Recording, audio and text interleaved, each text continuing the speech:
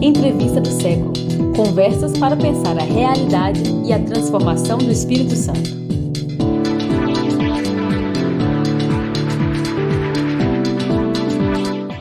Olá, bem-vindo, bem-vinda, bem-vinde. Eu sou o Vitor Taveira. Essa é mais uma entrevista do século, direto aqui do estúdio Rocket Filmes, em Vitória.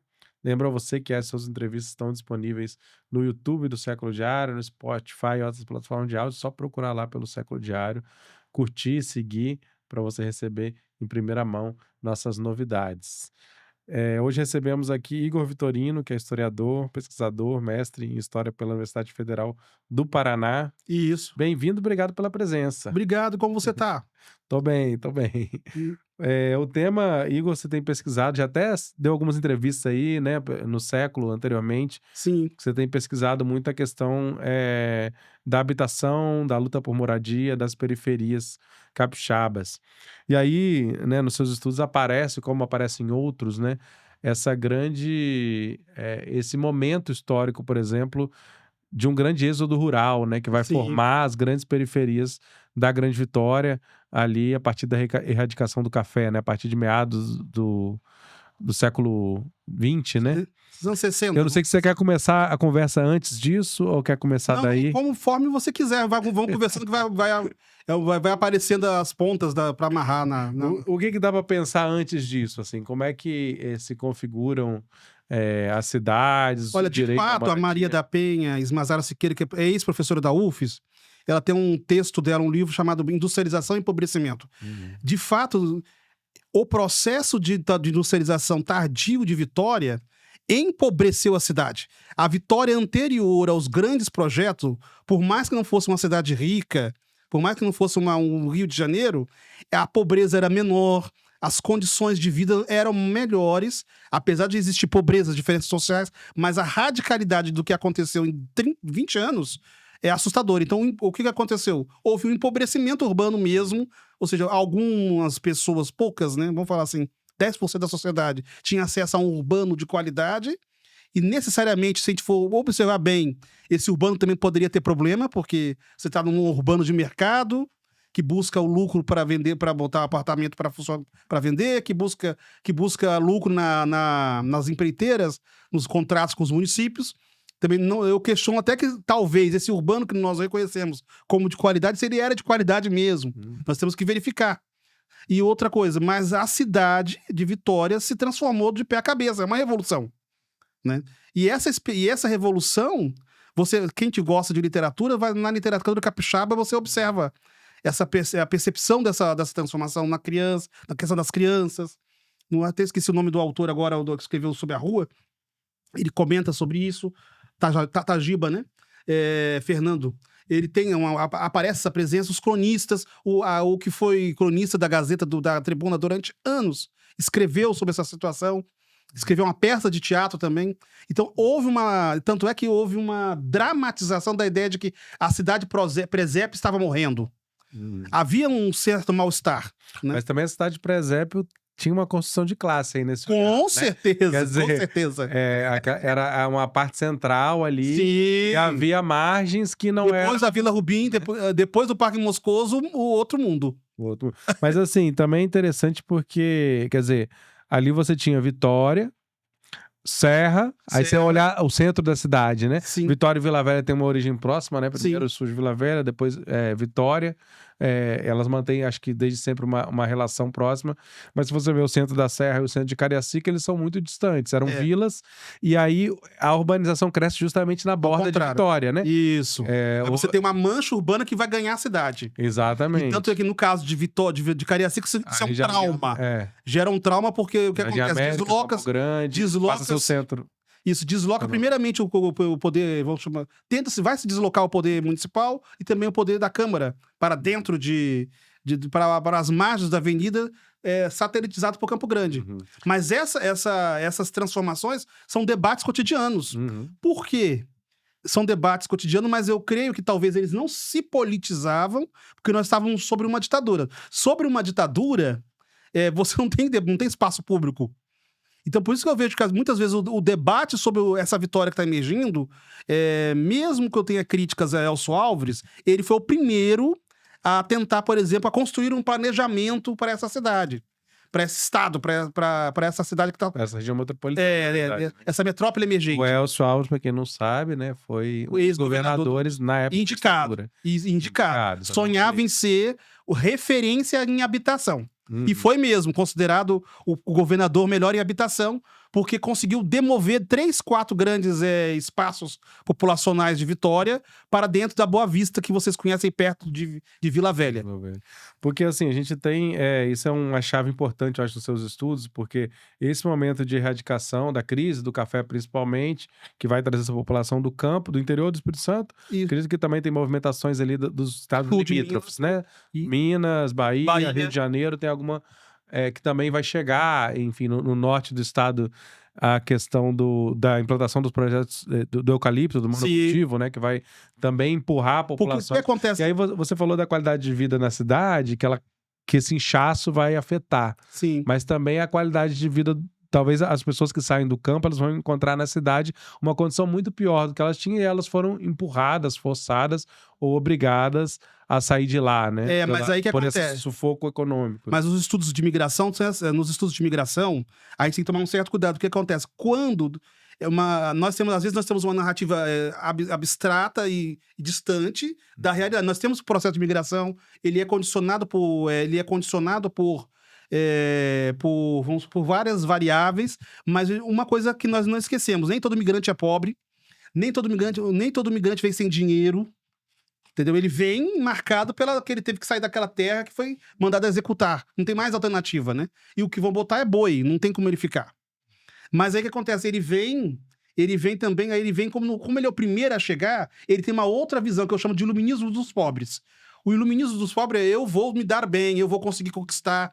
Então a primeira chegada é a chegada da conquista. Por isso que todo mundo que já chega aqui, já chega com naquele 70 para virada do 80, já aspirando uma terra, porque para chegar na terra, tem alguém que te avisou que a terra tá para lá para chegar. Então o cara tá vindo da Bahia, tem uma... Inclusive essas redes de imigrantes, elas se formam, né? Um chega primeiro e vai trazendo, às vezes familiares e amigos vão chegando sabendo que ali tem uma oportunidade. Na questão da migração, por vezes está no... É isso que eu tô falando. Por vezes, talvez pro assistente social, pro arquiteto que visita, etc., naquele momento, aquele lugar, é uma pobreza imensa. Mas para aquela pessoa que está lá, significava já uma ascensão. Uma projeção de uma melhora. Então havia essa questão também. E é por isso que o regime militar, de certa forma, produzia uma certa legitimidade a ele. Porque essas pequenas oportunidades... Porque houve sim no regime militar, nas grandes cidades, houve uma mobilidade social que está representada nas construções também de prédios. Não só os prédios de classe média, mas esse bairro que nós estamos aqui agora. O bairro República. Entendeu? Você tem uma casa para o trabalhador tem uma casa... conjunto habitacional. Mesmo que apertado. Não estou errado que o terreno é apertado ainda não, né? Ele surge assim como um conjunto habitacional. Sim. Hoje ele está bem descaracterizado, mas é porque o ser humano constrói. Ninguém consegue viver sem construir, sem mexer e alterar. Exatamente. É o puxadinho. O puxadinho é uma cultura brasileira que atravessa... Era chamado Goiabeiras 2, né? O bairro República, que é o outro lado da... Sim, porque Goiabeiras... É o mangue e a restinga. Agora você imagina que colocaram muitos trabalhadores em Goiabeiras nos anos 60. Olha a distância. Sim. Entendeu? Você colocou um monte de trabalhador lá no Ibis nos anos 50. Por que não construíram o Ibis na cidade de Vitória? Mário Ortiz é uma ocupação bem recente, né? Se você considerar, né? Que era o lixão de Goiabeiras, que vai sendo ocupado por palafita, que é a mesma história de São Pedro, que é a mesma história de muitos bairros. Então, mas é o que acontece. Mas só que tem um antes que eu acho que é importante. O que acontece? A forma em que a cidade vai se produzindo... Então, você tem pessoas que têm interesses em terrenos que vão à prefeitura e pedem, e é cedido a ela um terreno. Então, muitas vezes, o terreno que as pessoas herdaram não foi comprado, tá? Foi cedido pela prefeitura. Tinha formas de retalhar, né, a cidade. Então essa cidade vai crescendo. E também você teve outra alternativa, ou seja, a invasão, a suposta invasão, não vou falar invasão, mas a ocupação. Eu uso invasão, depois eu explico por que eu uso invasão. Mas a suposta invasão ou ocupação do espaço, devagarzinho, lentamente, que acontecia antes de 60 também acontecia, ela se dava sempre em parceria com o poder público ou com uma autoridade. Então, alguém tinha lá um coronel, um capitão. A história ali Da região Território do Bem, do Jaburu, daquela ocupação. Mas bem antes ainda, lá antes do Chiquinho, foi o governador Chiquinho, mas veja, sempre você tem uma interação. O Brasil é mentira, então, essa ideia que nós temos que periferia não tem Estado. Periferia tem Estado e ela cresce junto com o Estado. Ou seja, nós legitimamos a exceção. Entendeu? Não é uma. É isso que me deixa mais triste na minha pesquisa. É porque não é ser encantado. Ou seja, o Estado está lá. Não estou falando do Estado da água, luz, telefone, não. Estou falando do Estado da pessoa, autoridade pública. O policial, o vereador, o prefeito, às vezes. Em documentos do DOPS, você tem lá anotado, eu posso passar para você, descrições de prefeito tal que teria ajudado a moradores a ocuparem tal lugar. Entendeu? Porque eles faziam registro, então ficavam vigiando as autoridades também. Porque são mais eleitores também. Sim. Além, né? Pode ter alguma boa intenção aí, mas vamos dizer que tem outros. No caso de Cariacica é clássico, só não me lembro agora porque muitos nomes para decorar, mas um dos prefeitos de Cariacica, que é Vila Prudência, acho que é Prudência alguma coisa, que esteve envolvido também com imobiliárias para retalhar a cidade. Né? Isso eu posso falar, isso não é crime, né? Mas aí o que acontece? Mas ou seja, é uma cidade que nasce em parceria mesmo com o poder. Aí o que acontece nos anos 80, essa virada que eu estudei? Nessa virada, como você tem uma explosão demográfica, os atores que controlavam isso, eles não controlam mais. Aí a espontaneidade aparece. Porque você tem muita gente chegando, você não consegue mais controlar. Vai lá e controla, entendeu? Você tem ideia, houve uma ocupação que eu me lembro até agora, depois eu posso procurar aqui, na região ali próxima ao santuário, que a mulher do prefeito da época, de Américo Bernardes, gritou da janela para eles: vocês são ingratos, nós é que demos isso para vocês. Entendeu? Você tem, ou seja, você tem antes a cidade, você tem uma parceria que vai essa pobreza, ela vai ficando nessa, mas vamos supor, ela não é separada. Ela não é. Essa palavra excluída também é muito pesada, mas ela tá ali. É integrada mesmo à sociedade. Né? Agora, nos anos 80, você tem o quê? Uma grande massa chegando que você não consegue controlar. Então, você tem uma disputa severa de governadores, de políticos em torno das invasões. Um dos mais famosos, assim, uns casos conhecidos, tem muitos casos e causos, né? Sim. É o Vasco Alves, né? O Vasquinho foi prefeito de Vila Velha e também de Cariacica, né? Curiosamente. Foi prefeito do município. E ele tinha ele era um cara conhecido como ser esse cara que estava ali nas ocupações, que inclusive incentivava de alguma maneira. Sim, ele reconhecia o direito da propriedade, né? A questão da propriedade social. Mas o Vasquinho, como o Vasquinho, todo ser humano é ambíguo, o Vasquinho tinha realmente isso como uma meta. Eu não sei se era religiosa, tá? Porque também nós temos que essa questão também da habitação passa por um viés religioso, a intervenção pública. Entendeu? Como é o caso, por exemplo, o que eu até chamo Maria Clara, é uma profeta. E como profeta, ela não discute a habitação pelo direito, como todo mundo fala. Não é o direito, ela não está falando de direito só, como fala, o direito dos homens, é o direito de Deus, é o direito divino de ter uma casa, entendeu? Nosso direito vem, nosso direito vai. Se não vem nosso direito... Até uma entrevista. Que vem. Ela é uma figura muito marcante, né? Porque nessa época ela é uma grande mobilizadora, né? Fundadora do Movimento Nacional de Luta por Moradia, que tem aqui no Espírito Santo. Aí o que acontece? O Vasquinho, por questões de disputas políticas da época, a maneira para controlar ele na política foi acusá-lo naquele momento de populista. Naquele momento, ser acusado de populista nos anos 80, seria acusado de atraso, né, de pessoa que manipula o povo. Mas, de fato, ele tinha a pauta da habitação e da participação como um elemento da política. Lembrando que ele era um procurador. Então, veja, é uma rebeldia total dentro do regime militar. Então, por isso que eu falo, nós estamos em 82, 81 e Vasquinho já tá lá no meio Ele era do MDB, né? Era do MDB, grande MDB dessa época. Porque vai sair gente... É pena que depois todo mundo vai mudar, mas... Quando você vê eles brigando lá, dá pra ver que era grande mesmo. Porque foi esse grande MDB junto com o PT emergente, o pessoal do PCB, Essa galera que está surgindo, jovens também, que vão fazer a costura de dar sustentação a esses movimentos. E é curioso que hoje, assim, ainda persiste nesse discurso. Você falou aqui depois já vamos entrar mais nessa questão de invasão, ocupação, que Sim. hoje, né, aí saindo, né, invasão é o discurso que usam os que são contrários à ocupação, usa quem Sim. é a favor dessa luta, né? Sim. E hoje você vê muitas críticas, né, às ocupações, por exemplo, a ocupação de Vila Esperança, que tá tendo uma repercussão grande, né, e tal. E as pessoas criticando, tá invadindo terra.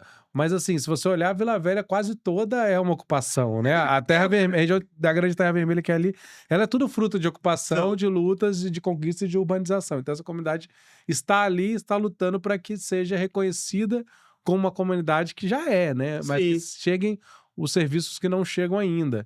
E isso para o poder público hoje, aí você tem algumas questões. Por um lado, pode ser um elemento de prestígio. Então, o Max Filho, por exemplo, reconheceu esse lugar e entrou com pedido de desapropriação, que ele não concluiu. Era um momento ali também eleitoral, né? Um momento de pré-eleição. E o Arnaldinho revoga isso, né? E aí você tem interesses imobiliários, você tem interesses ali você estava falando de uma estrada também passar por ali, né? Enfim, é uma região periurbana, né? Que está praticamente na margem do urbano com o rural. Mas aí você tem também isso, né? Porque a urbanização de um bairro tem um custo grande, né? Então, e você tem interesses imobiliários, cada vez mais o interesse. Aqui na Grande Vitória você vê uma verticalização muito grande, como é que fala? Um esgotamento, né? Não tem mais para onde crescer. Então, esses condomínios privados, né, que estão menos encaixotados, mais natureza, mais tudo, eles estão cada vez mais indo para a periferia. O cara lá tem um carro, ele vai fazer supermercado de carro, ele vai fazer tudo de carro, e a comunidade dele, o bairro dele, vai ser um bairro fechado, onde ele tem a segurança total, né? Mas ele, como a propriedade dele e tudo mais. Como acontece no Rio ou em São Paulo, esses grandes condomínios sempre tem ao seu ladinho, novamente de volta nos anos 60. Sempre ao lado deles tem um espaço qualquer que ninguém quer ocupar, que vão lá, começa a morar o motorista, começa a morar a enfermeira. Exato. Daqui a pouco tem a favela 1, 2. Favela Alphaville 1. Exatamente, tem aquela foto clássica. Aí você vai ver, é porque as favelas são ocupadas, porque anteriormente nós tínhamos um grande mito de que as favelas eram ocupadas por submarginais ou por marginalizados. A teoria da marginalização, ela tem uma certa crueldade, porque ela, ao ser teórica, no ponto de vista sociológico, econômico, eu estou entendendo o que eles estão querendo dizer que é marginal, mas quando ela passa para o senso comum, as pessoas entendem marginal como excluídos do processo, ou fora, ou que não tem nada a ver. E ao contrário, os moradores de favela eram trabalhadores assalariados. Rio de Janeiro é muito explícito nisso, porque a Zona Sul tá ali, que é a zona próspera, e ali estão os morros. Então, essa configuração geográfica permitiu que esse lugar que essas elites não queriam habitar fosse o lugar onde os trabalhadores iam para não ter que trabalhar do outro lado. O gueto só serve como metáfora. E aqui em Vitória, por exemplo, isso também é evidente, né? O território do bem ali é uma região central, São Pedro. É uma periferia que se forma ali, mas que as pessoas estão trabalhando. A grande maioria são trabalhadores. Por isso que o gueto no Brasil, o conceito de gueto também é outro conceito. O conceito de gueto, ele é só uma metáfora. Ele serve para literatura e ele dá expressão no hip hop a esse sentimento que nós temos da exclusão, do abandono. Mas eu não consigo comer e beber só dentro da favela. Eu tenho que sair para fazer alguma coisa, eu saio para trabalhar. Se eu saio para trabalhar, não tenho uma autonomia o gueto. Porque o gueto judaico, não queiram estar num gueto judaico do século XIX. Era gueto mesmo, você não poderia sair daquele espaço. Você não tinha relação. Tantos quilombos também, não briguem comigo, eu vou falar aqui, os quilombos também tinham essa relação. Não há quilombo autônomo. Eles interagiam com povos indígenas e com a própria comunidade. Não há quilombo que está em trocas. Produzindo, em trocando, levando, até comprando escravos, vendendo, comprando liberdade de escravo. Tem tudo isso. Só que acontece, se você tomar na percepção de que a favela é uma marginalidade total, você acaba só que naquele pressuposto moram só bandidos, desregrados, prostitutas, eles não tem nada a ver. Na verdade, moram... Porque, gente, a fórmula hoje do capitalismo moderno, principalmente, é trabalho, local de trabalho, local de moradia. Inclusive, o capitalismo quer novamente reunir isso para reduzir custos. Eis a grande questão contemporânea. Não é morar mais longe do trabalho. Então, aquela ideia de vila está retornando cada vez mais a ideia de ter uma vila onde moram meus trabalhadores, e esses trabalhadores... todo mundo quer, de alguma maneira, encapsular o trabalho. Não é mais trabalho circulando livremente para cada lugar. Se pudéssemos cativá-lo mesmo abertamente, já estaríamos feitos. Já. Estamos próximos do dia 13 de maio. O 13 de maio é importante hoje, não só nós negros, enquanto grupamento social étnico, mas enquanto nós brasileiros na defesa contra o trabalho escravo contemporâneo. Eu acho que no 13 hoje, o movimento negro deveria reagir no 13 hoje, não para denunciar só o racismo, mas que continuamos negros sendo presos, você vai ver, são pardos e negros, a maioria, que estão presos. Ou seja, o trabalho escravo contemporâneo, ele existe mesmo. E nós temos que combatê-lo.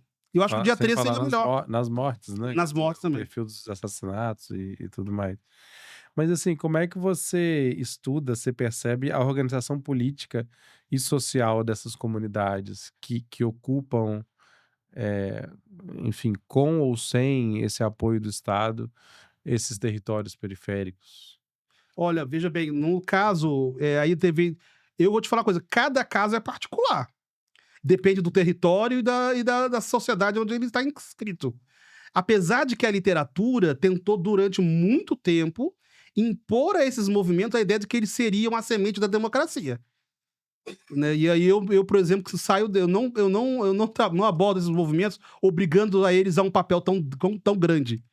Entendeu? Então, as comunidades sempre se organizaram, e elas sempre se organizaram em torno de uma liderança moral que articula e promove a ação. Tem sempre uma liderança moral.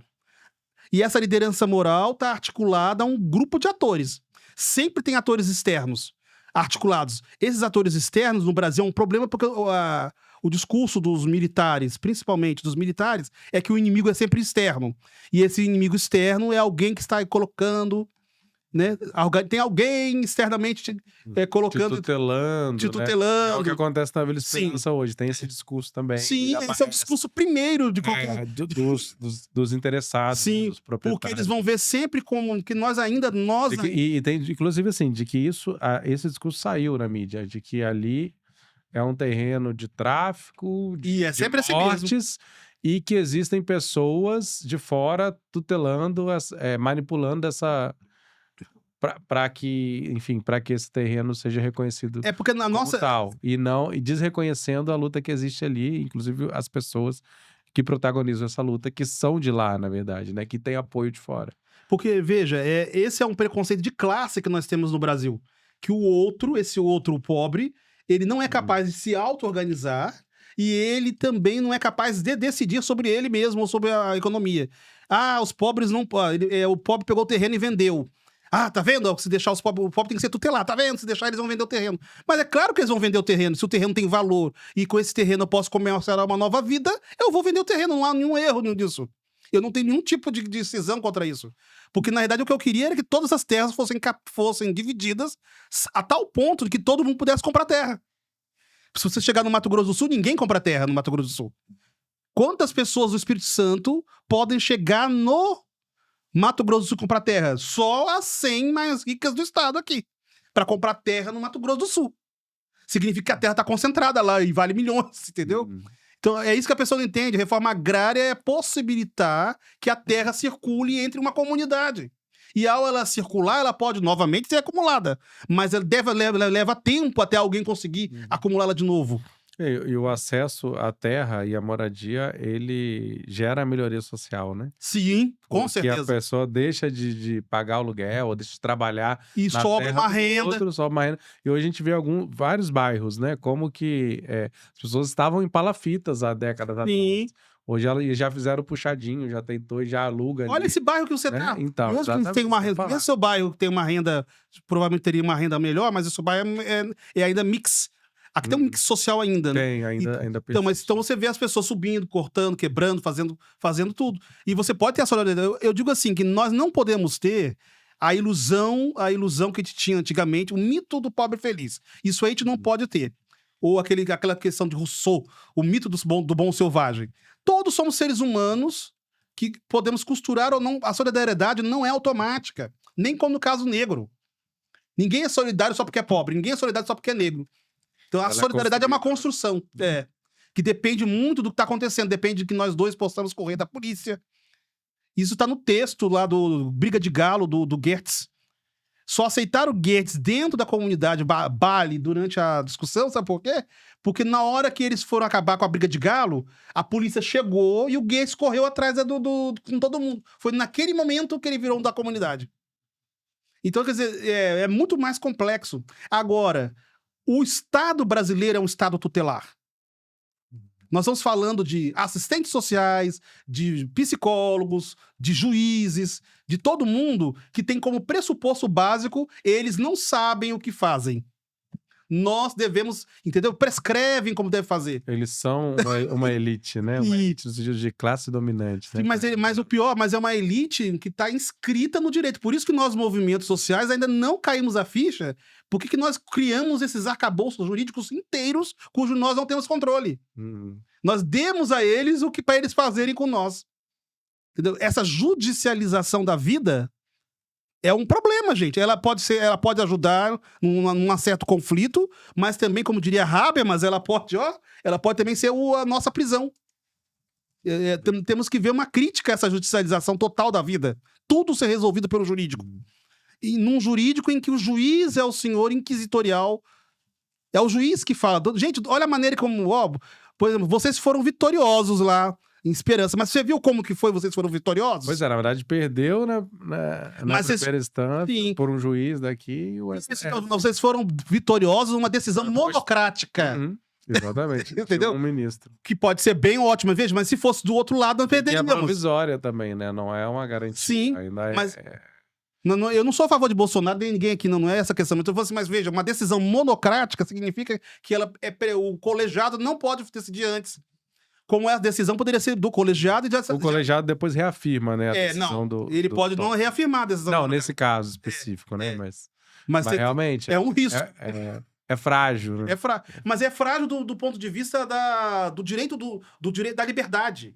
Gente, não há direito. A modernidade tem todos os seus problemas. Eu conheço, vamos supor, ela se assentou no sangue mesmo, a modernidade. Mas a ideia de liberdade, ela é central para nós num certo sentido. Da ideia de que os indivíduos têm o direito de definir a sua vida, têm o direito de autonomia. Essa ideiazinha é tão ruim, ela é difícil, mas eu acho que ela pode ser nossa protetora. E ela não pertence à direita. Quem te disse que a direita quer liberdade? A direita não quer liberdade. A direita quer um organismo que funcione conforme as suas funções. O braço funcione como braço, o pé funcione como pé.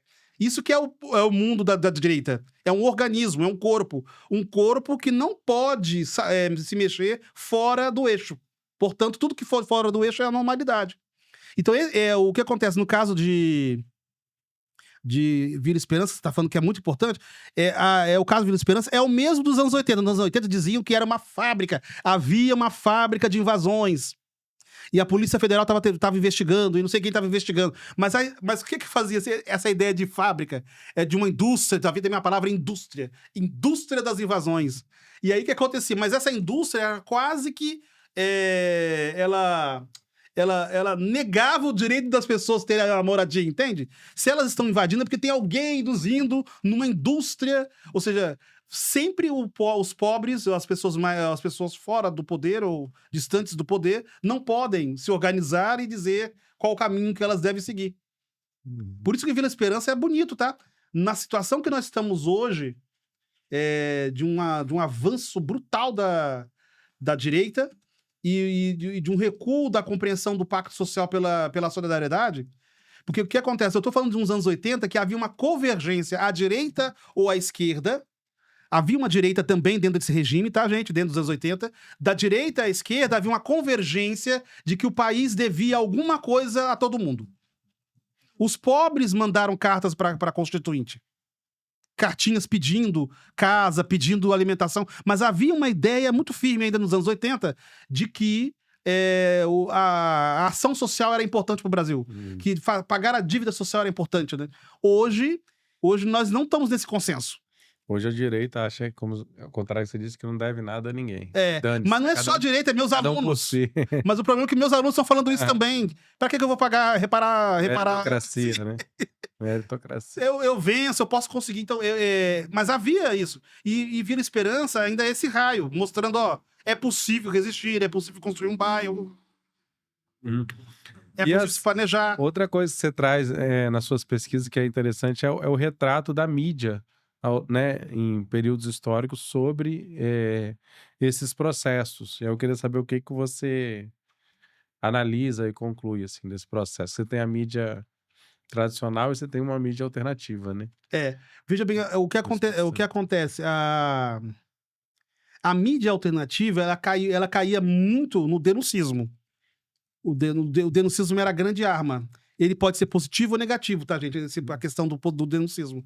Porque o denuncismo pode se assentar numa abertura da justiça ou pode se assentar no estigma, no manter a ideia de que eles são pobres e é por isso que eles precisam de habitação, né? Mas gente, esqueci o nome do jornal agora que eu li. Do João Amado, Posição. O Posição foi importante. O Posição teve na questão de Concheiras, onde próxima hoje, acho que é bairro Sossego. Sossego era uma questão seríssima. Porque você tinha Central Carapina, Rita, né? Sossego. Central Carapina, isso, Santa Rita. Gente, Santa Rita também. Gente, como que a gente podia viver naquilo, né?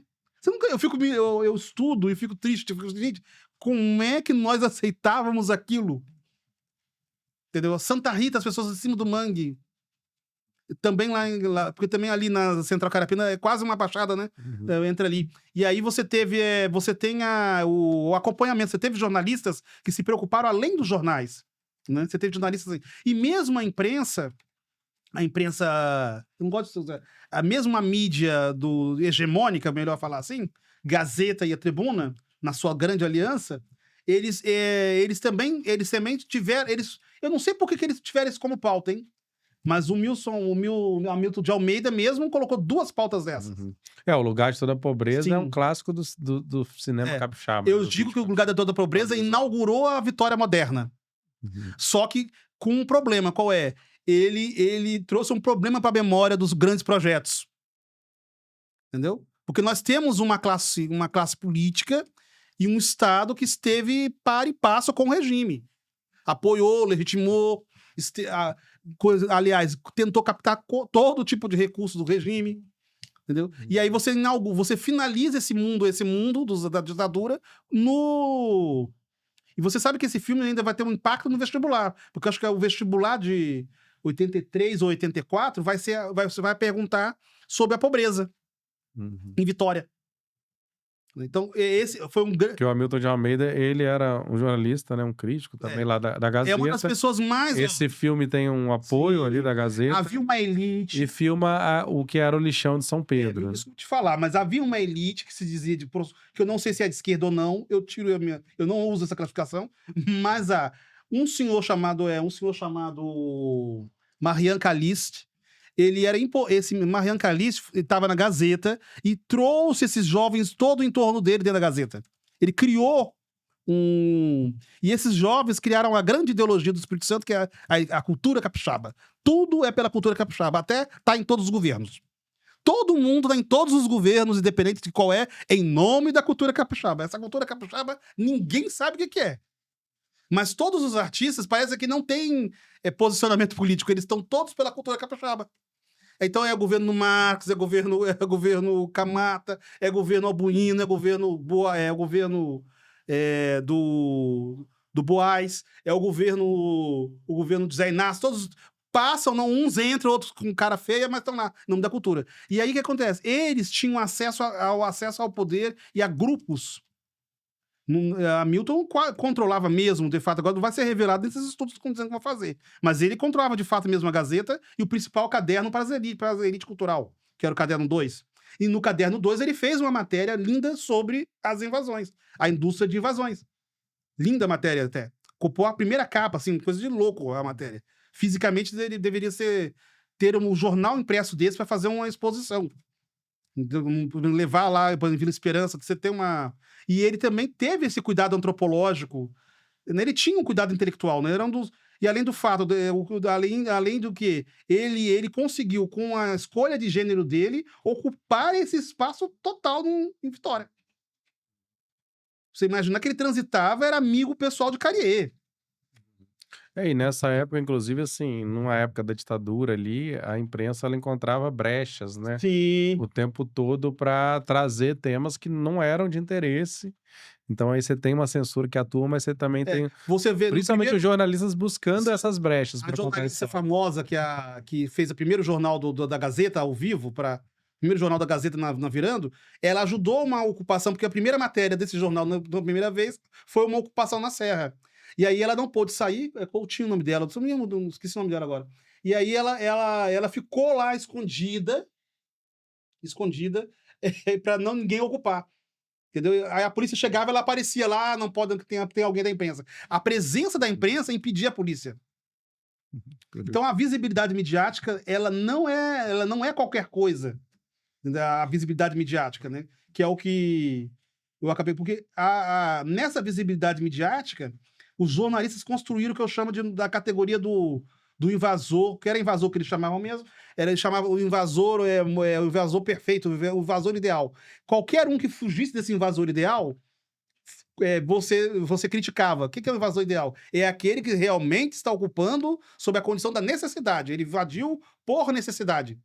Meio que o princípio da resistência, como a gente fala, da desobediência civil, do roubo, que eu roubo para comer. Mas havia essa tentativa de colocar todo mundo, mas ninguém se encaixava. Aí gerava as matérias. Porque era no desencaixe da representação do invasor, que não é o do invasor ideal, que você faz matéria. Ó, alguém tá roubando terreno, alguém tá batendo no vizinho. Isso eram as matérias que rolavam em torno das invasões. Ó, deve ter aí dentro marginais. Então, todas as coisas, vamos supor, que fogem ao invasor ideal, eram matérias. Mas o invasor ideal era defendido, tanto pela imprensa quanto pelo governo. Você tinha uma idealização. E é essa idealização. Você tem uma contradição, né? O tempo todo, né? Operando. E essa idealização é que te torna controlado pelo Estado, entendeu? Porque você tem que estar todo mundo. Tem que estar todo mundo na invasão. Dentro da. Dentro da sua casa, né? Quando chegar. Porque muita gente, por exemplo, primeiro que é caro você construir, né? Sim. E segundo que é uma coisa incerta, porque você não, né? Então as pessoas vão construindo aos poucos. Às vezes elas estão em outra casa de aluguel, mas elas estão construindo ali, elas ainda não ocuparam. Então Isso. é uma complexidade que o Estado uma coisa coloca. que não sei se é verdade, mas é uma opinião minha que eu não estou falando empírica, mas também é assim, a solidariedade que você constrói com alguém que também já tem terreno. Porque acontece? O cara que tem terreno, que tá lá, ele pode botar a casa pronta e ficar lá. Então ele é um aliado naquele momento, aquele cara que já tem terreno. Porque nós olhamos de fora e falamos assim, tem caras que tem terreno lá. Mas quem cara tem terreno lá garante pelo menos que nossa ocupação. Porque todo mundo que ocupa já tem essa noção, precisamos manter isso aqui em pé. E como que a gente mantém isso aqui em pé? É uma estratégia que eu chamava de pirueta, é uma pirueta que você dá. Mas isso tudo você veja, antes de acabar o regime, os pobres estão fazendo. Aí da guerra, vem policial. No caso de São Pedro, houve muita violência. A violência policial é sem.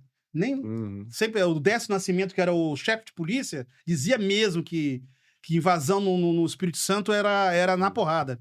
Um certo padre, você vai ter aí, um certo padre da Padovani, do Pavoniano, em Santo Antônio, o pessoal invadiu o terreno dele, fizeram a casa lá, ele ligou para o Décio Nascimento para derrubar o pessoal.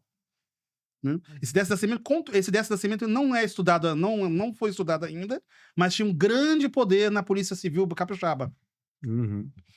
E aí a gente tem também, assim, muitos estigmas, né? Sim. Então, por exemplo, é curioso que, quando você está numa ocupação, você não tem um CEP. Você não tem onde receber carta, aí as comunidades geralmente tem um CEP só, e aí você cria relações até curiosas, assim, né? De onde chega a carta e tal, aí você vai procurar um emprego, você não pode falar que você está na invasão, né? Na ocupação, então as pessoas às vezes mentem, falam outro, ou dão o endereço de um parente e tal.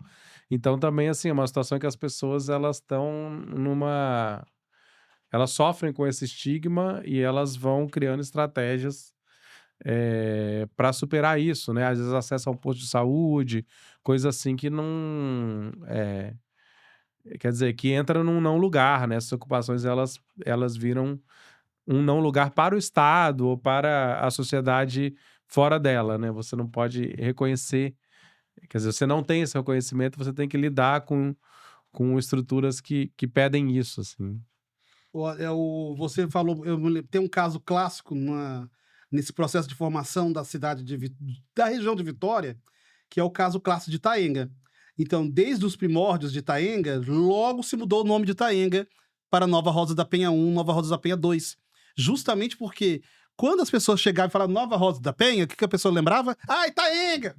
Aí se a pessoa ia pegar um trabalho, você falava assim, Nova Rosa da Penha, Itaenga. Ou seja, a própria sociedade não permitia, dada também a história, depois eu posso contar no outro dia como foi a história de... Essa é longa mesmo, a ocupação de Nova Rosa da Penha é linda. Você estudou bastante. Essa eu estudei mesmo e trabalhei lá a pé, conheci a pé o bairro. E ouvi de várias pessoas como que foi, a briga que foi. Governador andava a pé lá, com o charuto, vigiando quem estava ocupando ou não. Vou marcar pro nosso programa Raiz Capixaba. Vamos, esse... Só sobre Nova Não, a gente pode até pedir para trazer um senhor já de idade, alguém de idade para contar. Para contar. Mas aí que voltamos aqui, o estigma territorial, eu fico pensando nele como uma estratégia de controle da cidade. Você não resolve estigma social produzindo matéria de jornal para o bairro.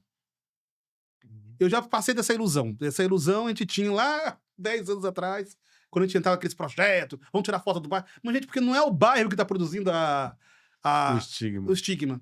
Quando não, positivo, como não, fazia o quê? Já que o estigma é esse, o que o funk fez? Então vamos ser isso mesmo. Os funks e os Mandelas, que ninguém consegue compreender o que significam, eles tomaram isso também. Já que nós somos isso, seremos isso. Eu me lembro dos funks do Náutico, os funks em Copilândia. Então eles tomaram esse estigma, né? Não estamos aqui classificando ou julgando os jovens, mas eles tomaram isso porque não se resolvia, entendeu? Então a gente precisa de um grande movimento de cima para baixo, de baixo para cima. É como o Rio de Janeiro. Por que o Rio de Janeiro, mesmo com toda a violência, ele se mantém, como todo mundo quer ir ao Rio de Janeiro tomar um banho de praia, vem uma Lady Gaga e consolida, porque você pode ver, a cidade destruída, uma série de problemas que é evidente até na matéria. A pessoa tá filmando o negócio em Copacabana e você tá vendo que tem gente em pé, tem gente quebrando, tem gente não sei o quê. Uma dificuldade até para construir uma ordem naquele lugar. E aí, o que faz uma Lady Gaga? Ela alimenta mais ainda a representação do Brasil, do Rio de Janeiro, como um lugar maravilhoso, como um lugar, entendeu? Então existe um lugar que tá produzindo essa narrativa. É a novela da Odete, é a televisão, ou seja, a própria literatura.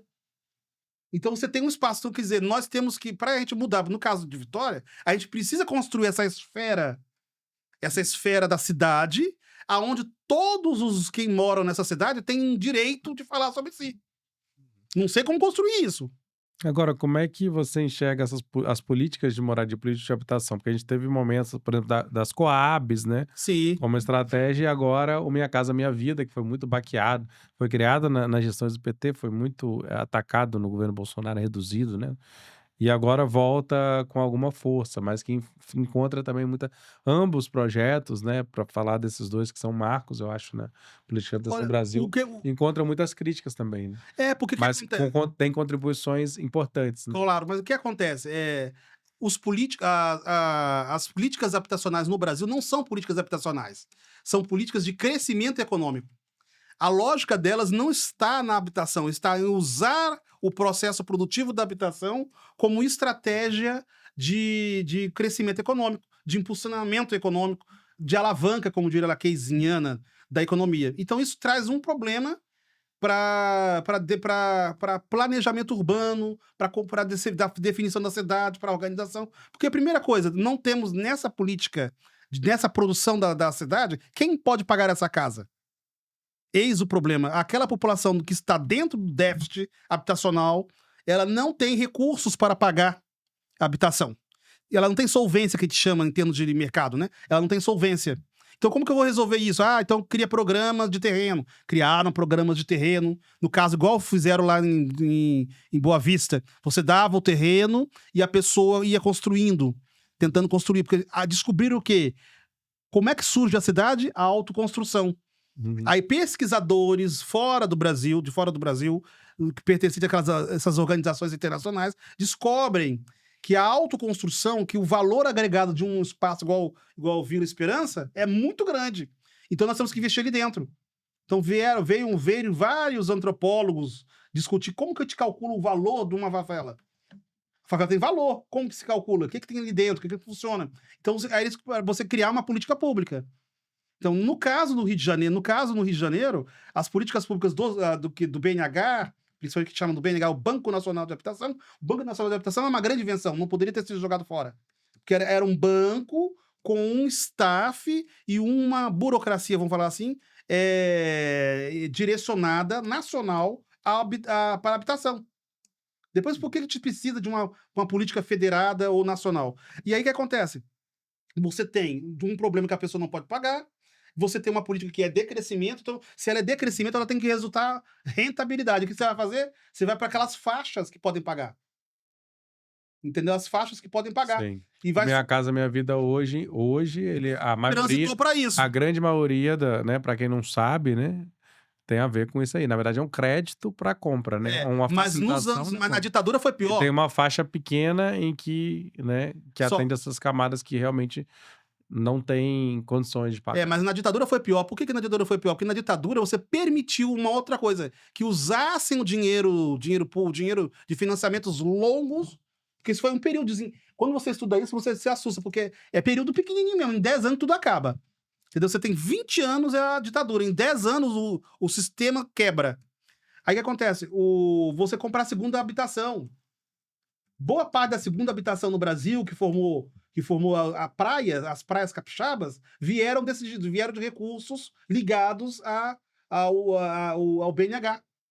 A pessoa quem tinha renda, podia ter até 2 prestações, que não era pesada as prestações para quem tinha renda. O problema são as pessoas com menor rendas. Então também o que aconteceu? No Rio de Janeiro e também no Espírito Santo também ocorreu, você usou a política habitacional como estratégia de remoção. Você pegou e tirou os mais pobres de determinado lugar que se interessava e deslocava para outro lugar, como no caso, Cidade de Deus é o mais clássico que nós conhecemos. Mas, ou seja, a ditadura militar usou muito fortemente a ditadura e seus aliados para fazer remoção. E a lógica da Minha Casa Minha Vida repete um pouco dessa lógica de construir habitações em lugares distantes, que são lugares que não têm... E que não tem uma estrutura pública. Então, o cara vai morar, ele tem acesso à moradia, mas ele não tem acesso à educação, à saúde, ao transporte, né? Tudo isso. Há um lugar para fazer caminhada. Mas aí o que acontece? Essa periferização, imagina a periferização nos anos 80. Questão de ônibus. Muito Aí bem. você tem a periferização, tá ligada ao qual o problema que nós temos, como diz a Hermínia Maricato. Nós não temos política fundiária. Você não consegue trabalhar sem política fundiária. A Caixa Econômica não é agente imobiliário, ela só vende casa, ela não sabe o que tá de uma cidade. O cara só vende casa própria, porque é outro problema também. O primeiro problema, política fundiária. O segundo problema, reduzir a política casa própria. Exato. Entendeu? Você reduziu a política casa própria. Conseguiu a casa, acabou. Sim, aí fora as burocracias. Claro que na ditadura militar você conseguiu, na época, houve uma intervenção na economia de Roberto Campos, eles fizeram uma revolução do crédito, né? Isso tudo conseguiu. O problema é que no governo Sarney ele destruiu o banco sem consultar ninguém. E hoje a gente tem cada vez mais esse agente que é o mercado imobiliário, né? As grandes empresas que operam em lógicas muito mais complexas, globais, que não era o que acontecia nessa época. Você pode emitir notas de terreno em Vitória que não tem nada a ver com Vitória. Exato. Até essa coisa do Airbnb, que agora está entrando um pouco... O Guilherme Boulos trouxe um pouco dessa discussão, mas já acontece na Europa, de que não é mais o fulaninho alugando um quarto que está sobrando na sua casa. São empresas estrangeiras comprando prédios para alugar, porque aí você tem o ativo, que é o imóvel, né? Que não só vai valorizar, então é um investimento. Enquanto isso, você vai alugando, em vez de você alugar mensal, você consegue ganhar mais dinheiro alugando por diária para turistas, e a população que está nesse lugar, nessas regiões centrais e turísticas, ela vai sendo expulsa, né? Para os turistas. Porque a decadência é importante para a vida, entendeu? A decadência da cidade é importante para a vida que não tem grana.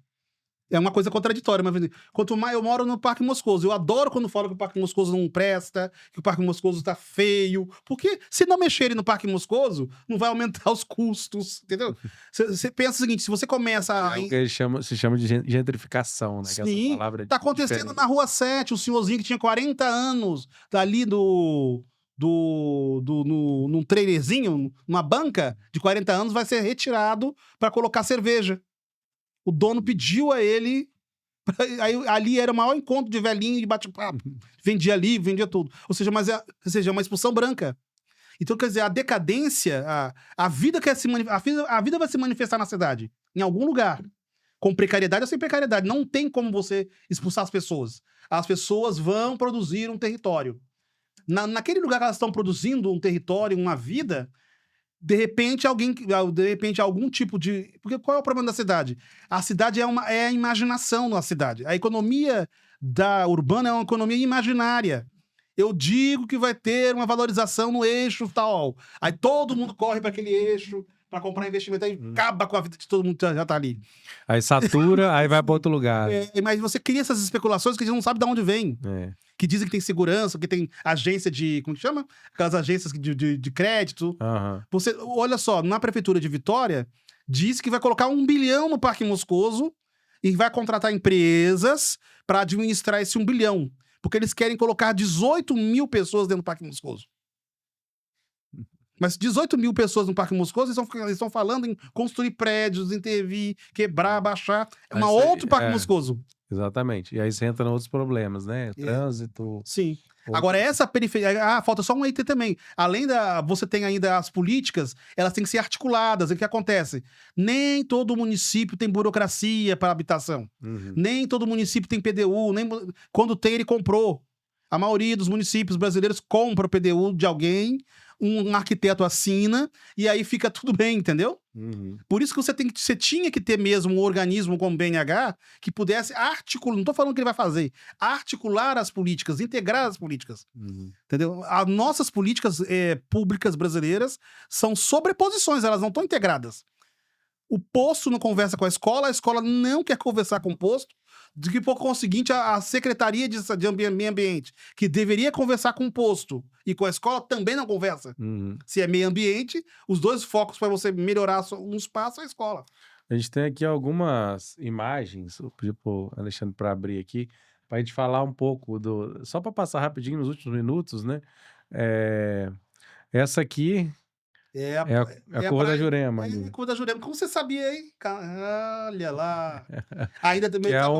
Porque agora não pode ter mais barraquinha assim, não, hein? É um exemplo desse processo de gentrificação, né? Aqui você consegue reconhecer? Eu acho que é lá, acho Cariacica isso aí. Tenho certeza que é Cariacica.